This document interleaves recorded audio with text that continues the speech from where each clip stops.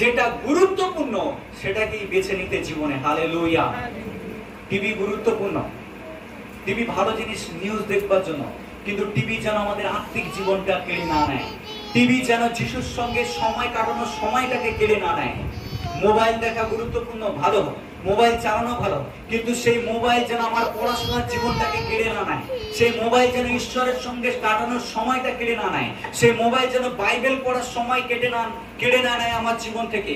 ভালো অন্য কিছুতে, ব্যবসাতে সময় লাগানো ভালো, কিন্তু সেই ব্যবসা যেন আমার চার্চের সময় কেটে না নেয়, মন্ডলীতে যাওয়ার সময় যেন কেড়ে না নেয় আমার জীবন থেকে। আমি বিজনেস করছি বলে রবিবার বন্ধ করে দিয়ে বিজনেস শুরু করে দিলাম চার্চে যাওয়া।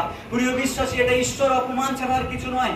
যে ঈশ্বর আমাকে তুলতে চান সেই ঈশ্বরকে বলছি টাটা বাই বাই, আমি আমার বিজনেস নিয়ে ব্যস্ত আছি। প্রিয় বিশ্বাসী, আমি অনেক কিছু নিয়ে ব্যস্ত থাকতে পারি, কিন্তু ঈশ্বরের সময়কে নিয়ে যেন কম্প্রোমাইজ আমরা না করি। হালেলুয়া।